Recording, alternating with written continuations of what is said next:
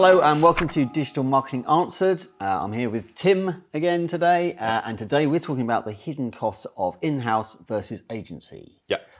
So to kick off, should we talk generally about that age-old question of when you're building a business, whether expanding a team internally is the best approach, or whether tapping into agency is the right approach? How do we look at that? I suppose it's a question that marketing leaders ask themselves on a regular basis, and it's interesting because we see companies growing.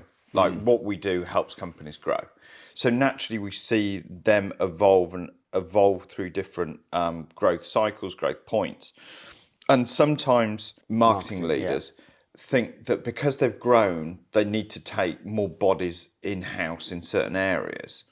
But actually some of the more inspired choices, and we'll get on to the underlying reasons behind that, is actually understanding why that isn't necessarily a good thing. Because if you look and you say, well, I'm growing, so I should take more people in-house. But if you look at some of the biggest organisations and ones that are quite marketing driven, so FMCG kind of companies, a whole load, automotive, consumer products, things like that, they lean on agencies really, really heavily, really heavily.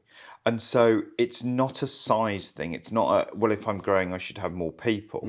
It's actually about a performance thing. And I think the reason why we want to do this particular episode around the hidden costs of in-house versus agency is that there's often people not considering the real underlying issues around the differential as they're growing, and so there are classical things about, well, if I pay an agency X amount per day, but the same person, and I'm using the quotes in the air to say the same person, is it really the same person? But that resource costs a lot less because effectively you're not paying the agency's overhead and profit margin, which is what they're looking at.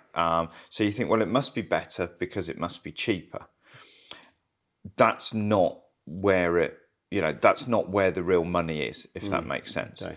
And I think that there's also this thing of take agencies maybe for short-term or creative applications, but not for the doing of the work or not for the ongoing planning, the ongoing thinking. And again, I think some of the things that we're going to come off today, just get marketing leaders to think, actually, what's the best shape of my team? Okay.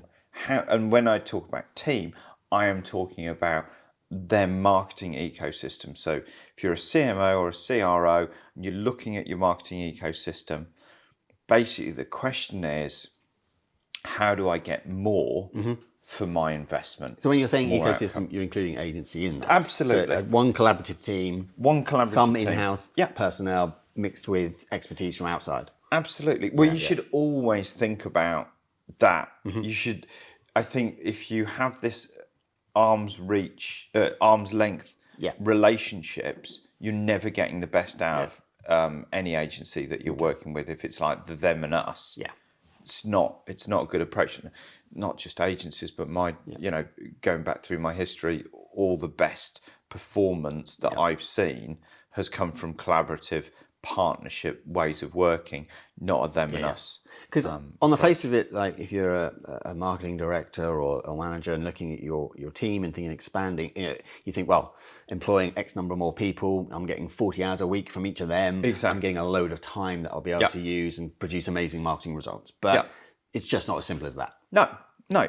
It's so the basic model that when people talk about agency costs versus in-house costs, they go salary, then they go salary uplift for your NI, your healthcare, all of that.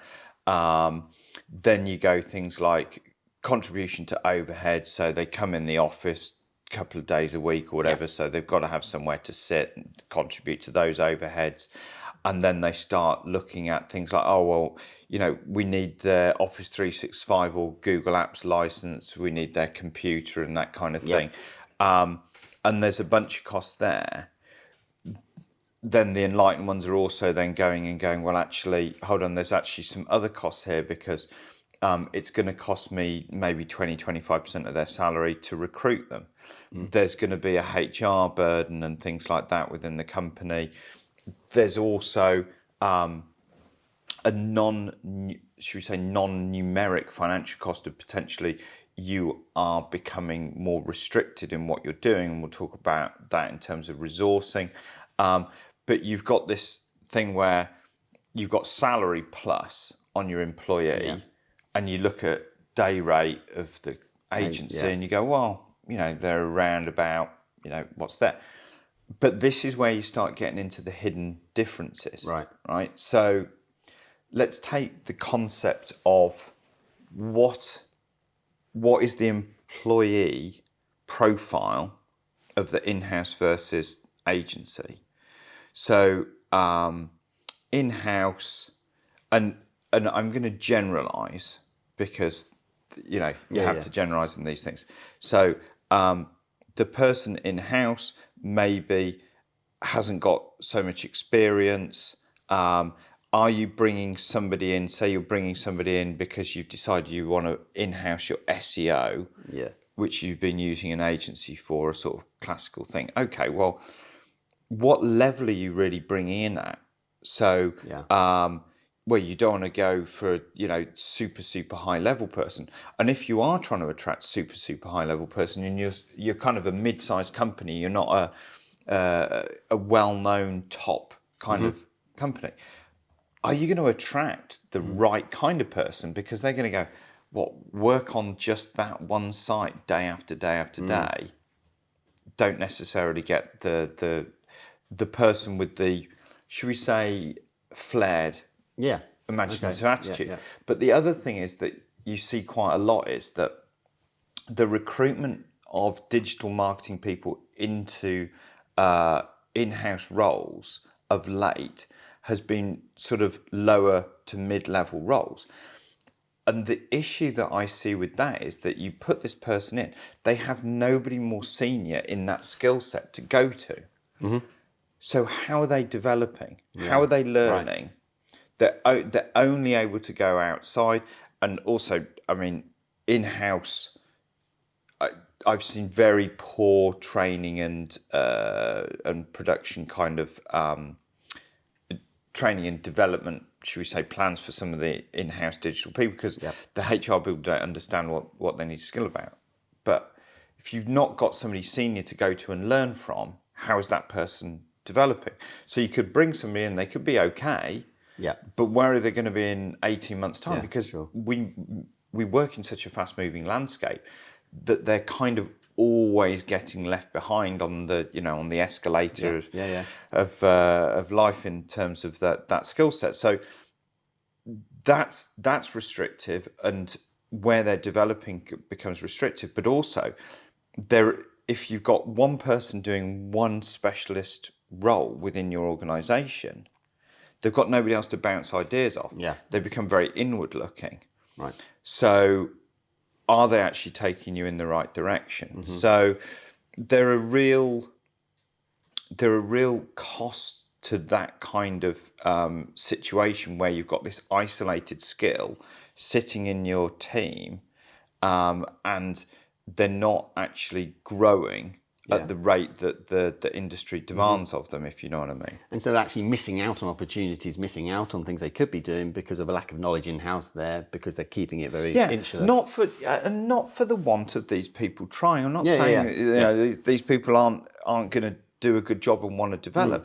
But if you've not got somebody else to talk through stuff with, you're not in that kind of dynamic, highly experienced atmosphere. How are you going to do it? You have to look externally, and then by looking externally, you're absorbing information that is non-specific to your particular situation. So I mean, that comes back to that whole ecosystem thing, isn't it? Like, actually, the in-house team can learn from the agency, and vice versa to some extent in some instances. But that builds that overall team, that overall expertise. not just having these one or two people in-house trying to cover all these bases. Absolutely. Yeah, okay. Because I think that's another interesting point in terms of the breadth of digital marketing, and that's ever expanding, as you said, like it's ever evolving. AI now, how's that going to work? Yep. You know, have you got that expertise in-house to actually use AI effectively and intelligently? You know, Yeah. have they got the time to even learn about that? Exactly. You know, Yeah. And then all of these different skills, there's only so many things these individuals you have in-house can cover. Well, this is And so that's another the reason, I suppose. The generalist specialist debate. Yeah. So the specialist versus generalist debate Yeah. is a really interesting one. The business is growing. The marketing leader's looking at the team, going, okay, we've got this agency spend. Do we go, add heads? Do we add generalists? Do we add specialists? I will talk about, should we say, the reasoning behind some of that, but the implications of specialist versus generalist. The big thing is, it's very hard to get somebody that has deep knowledge in multiple areas, like properly deep knowledge. And I hear stories of going, oh yeah, we're going to get somebody who's really good at SEO and really good at paid and really good at CRO. And it's like, okay, so I don't know how much you're planning on spending, but they're quite unicorny because if they're really good, they've gone down a route. Yes. So they've gone down the SEO expertise route, or they've gone down the paid route, or they've gone down the CRO route. And you will have people that have all the skills and they will be good in one or more of them, but they will always be better in some areas than others. Yeah. So it's naive of a marketing leader to look at somebody and go, oh, well, they can do these three things and they are brilliant at all three of them. Yep. There will always be a weakness. Yes. The other thing, going back to what we were saying about skills and training, is if you've got somebody who's trying to cover, say, three bases as an expert, it's hard enough keeping up with the latest stuff on all of them. So on one element, let alone all of them, kind of thing. So you've then increased your training and development load even further on that. Yep. So you need to think about then, so what is the debate between specialist and generalist? So in my mind, you've got to look at a number of different aspects of your requirements, because there are reasons to take skills in-house and have them in-house. So one of those might be volume of work, right? So your marketing plan and the strategy dictates that you're planning to create a lot of content, say written content, might be guides, might be blogs. Okay, you need a lot of doing in that area. It makes sense in that scenario to potentially have that in-house. Now, when you look at another area, and particularly where people start going, well, I want somebody who can do X, Y, and Z, it's because they don't really have lots of volume of work in a particular area. So it could be something like CRO, and they want conversion rate optimization, but that's not a full-time role. It's not nearly a full-time role. So then they're looking for somebody who can do a bit of that and a bit of this.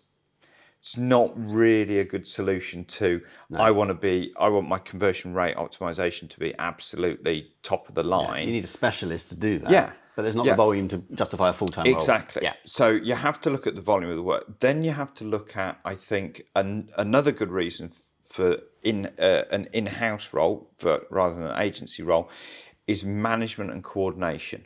Right.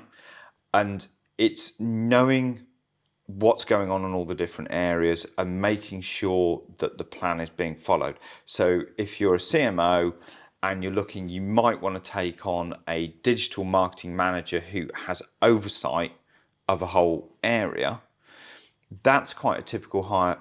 You need to be definitive about what that role is. That role being one of coordination of management, performance management, and reporting back and things like that, rather than saying, and I'm going to try and get them to do loads of bits that I haven't got people to do, kind of thing, because that can lead to problems. And you need to understand, I think, that when you're looking at that management role, you are looking for a manager. And I had a conversation once with Adrian Newey, the famous Formula One designer, interesting guy, and he said the problem with promoting your best engineer out of the workshop to be the manager is you lose your best engineer and you might end up with a rubbish manager. And I thought, that really resonates, because what it is if you just take somebody who's good at the doing, it doesn't make them a good manager. No. And you might lose somebody who's good at the doing, or you're bringing somebody in.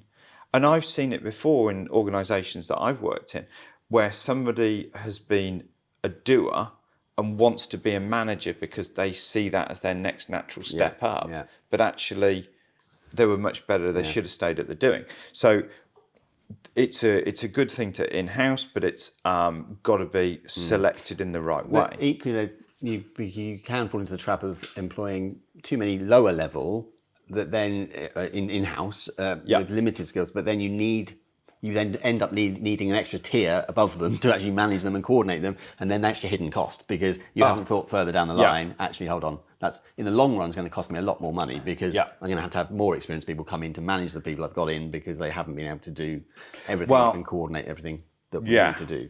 There's a big recruitment issue, I think, with some of these growing organisations that are maybe thinking they need to in-house more than they do. Right. And remember, as organisations grow, you can get like personal kind of priorities. I want to build my team. I want to have headcount, things like that. Can kind of the vanity of that. Can maybe cloud the organisational judgment of what is the best outcome, right? Because one of the things about an in-house marketing leader recruiting for a technical digital marketing role is, by its nature, the great marketing leader doesn't know the detail of the technical role. Right, yeah. And so at interview, somebody might interview really well. Yeah, I know how to do this. I can do that. Oh yeah, I know how to do this. I know how to do that. They get brought in, and then the marketing leader doesn't see the performance gain. And what it is actually they weren't able to accurately assess the skills of that person coming in, because they don't have the skills to assess the skills. That makes sense. Yeah. Whereas with an agency which is full of digital marketing experts, I would hope, and I think, we are pretty good at going, that person's a gem. That person really knows their stuff. Yeah. That person really knows what to do. And the other thing is, we have the knowledge to performance manage people that don't meet the grade. Yeah. Whereas again, our CMO here, who's a great strategic marketing leader, doesn't know how to performance manage, because they don't know, they're not a senior person in this level of expertise. Yeah, sure. So they're struggling to performance manage. Yeah. So what happens there is you have this thing where people who should not be in the organization are not getting fired because the people who are their managers, their superiors, don't know why the results aren't going so quick, or even are being told that actually this is fine. Yeah. And they don't realise. Yeah. And so you've got people in jobs that shouldn't be in jobs. Yeah. But then there's also then that thing of the flexibility of the agency in terms of being able to pivot into different things as and when required. Yeah. And it goes back to what you're saying about volume of work. I mean, somebody might go, oh, we need loads of graphics done, so let's employ a graphic designer full time. But it's like, well, there isn't the longevity there. You don't need that full time right now. You just need to tap into your agency and get your agency to do that for now, because there's a little bit of work you need to do. Or video is another good example, isn't it? Why go to all the expense of buying all the kit and employing a full time? When yes, you need video; it's important, but why do that? Why spend all that money and get that person in full time, whatever, when actually your agency can actually has that ability, has that service on tap. Yeah, that's absolutely spot on, that point. And I see it as well, because we're a HubSpot partner agency. I see it sometimes where people are considering, actually, you guys are doing loads of HubSpot stuff for us. Maybe we should bring this in-house and have some. And you're like, we're in the early phase. We're Yeah. getting everything up together. We're training people. We're documenting stuff. We're doing integrations. We're doing all of this clever stuff. And so, yes, there is a lot of work now. But why would you get a full-time person to come in when you've got this peak of work at the start and then it's going to tail off, Yeah. right? And also think about what happens when you recruit somebody. You recruit them, it takes them a while to get up to speed. They don't really understand your business. They don't understand your systems. So at your peak, if you like, of your peak need of maybe MarTech help, if you employ an in-house person, you've got this awful risk of somebody who's not quite up to speed. They're working inefficiently. They don't know your business. That's going to end up with a load of mistakes, rework. And then if you get through that and the systems, aren't a mess. And remember, to do really good setup, you really want very high-end skills. So again, are you recruiting sufficiently high? Can you find somebody of the right caliber that wants an in-house job, which they're probably looking at it and going, well, I'll do this for a bit and then the work's going to tail off. What's going to happen to me? I need to find another job. And this is the thing. And for that company, that in-house company, they can end up being saddled with a very expensive salary for somebody who ends up just doing like, oh yeah, I'll just send those emails, I'll build those workflows.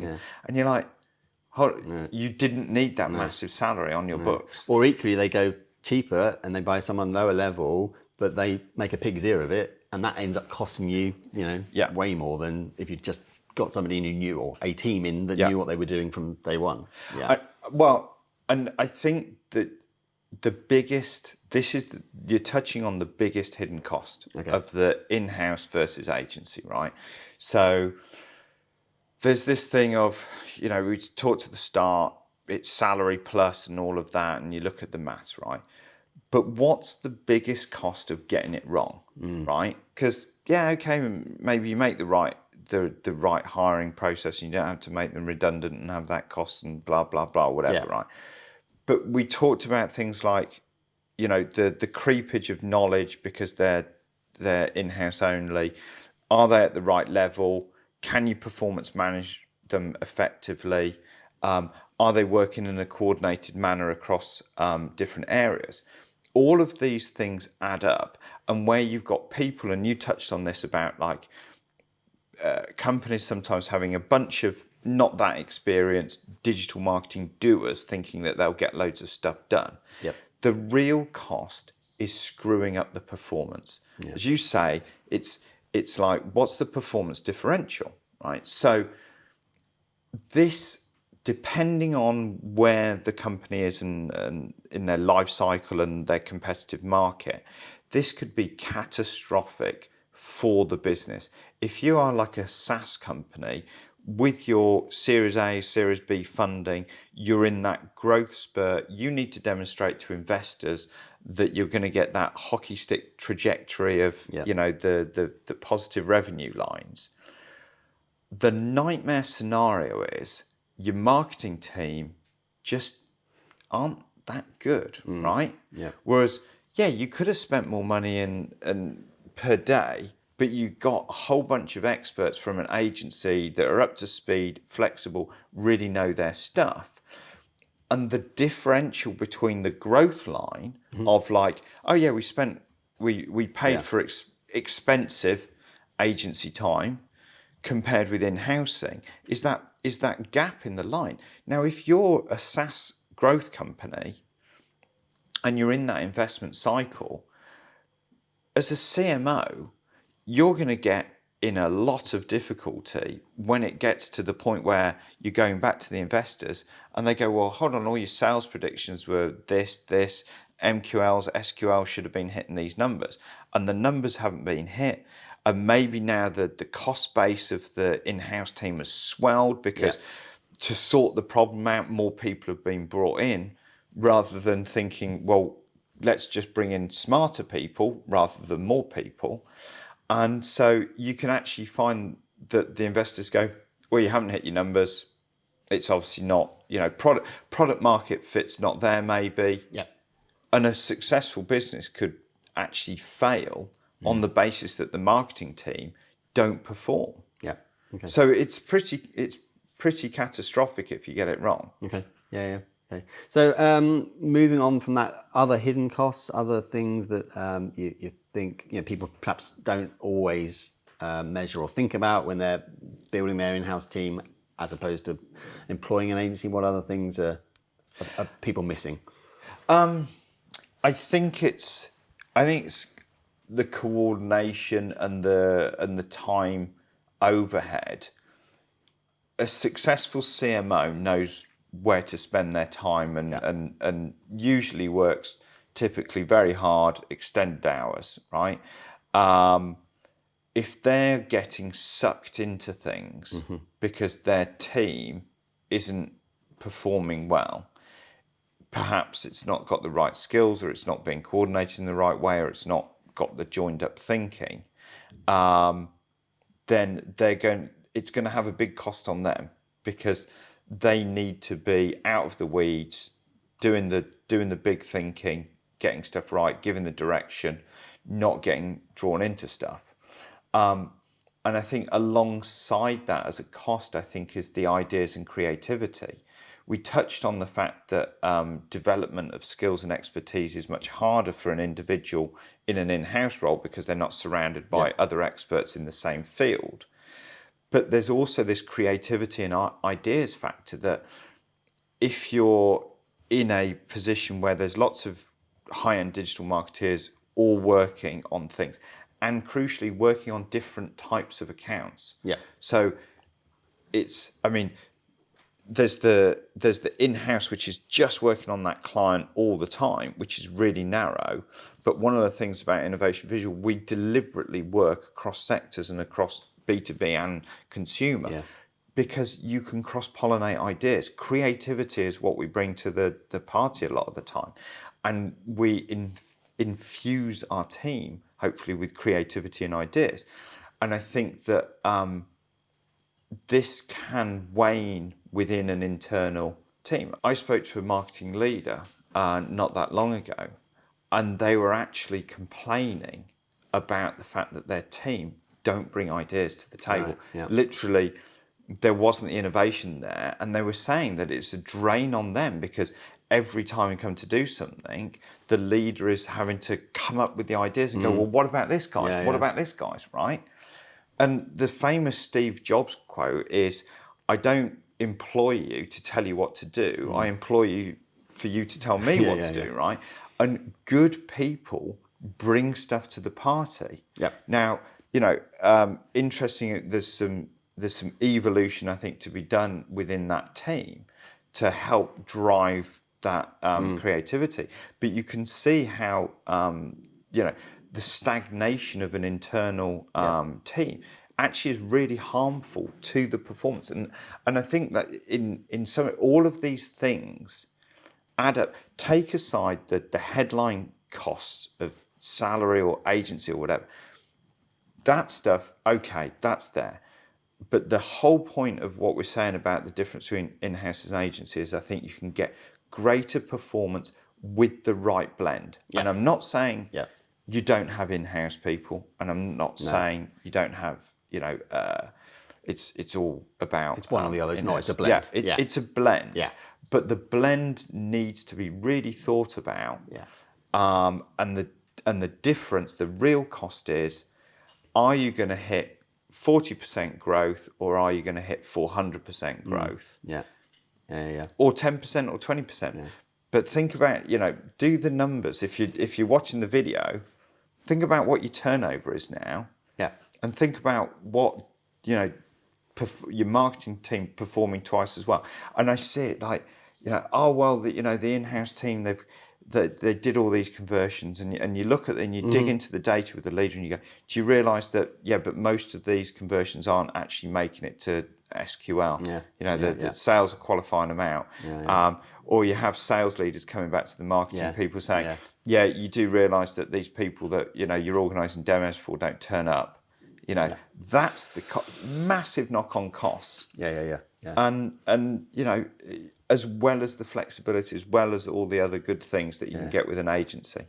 And the other thing, I suppose, you might have a number of people in your team internally, and they're a great, strong team, but inevitably they leave. They churn. They're moving on to other things, and all of that investment, all of that time, energy, and money that's gone into those people, they walk out the door. And you're starting again. Whereas an agency provides that continuity. Yes. And interestingly, we are the longest serving members of certain clients' marketing teams. We've been around longer than everybody else. Everybody else in their marketing team has moved on since. Interesting. Okay, well, thank you very much. I think that's been a really interesting chat. Lots of real key takeaways there. And, it will rumble on and on, but I think the key message is it's about a blend. It's about having the strength in numbers of a whole ecosystem. Yeah.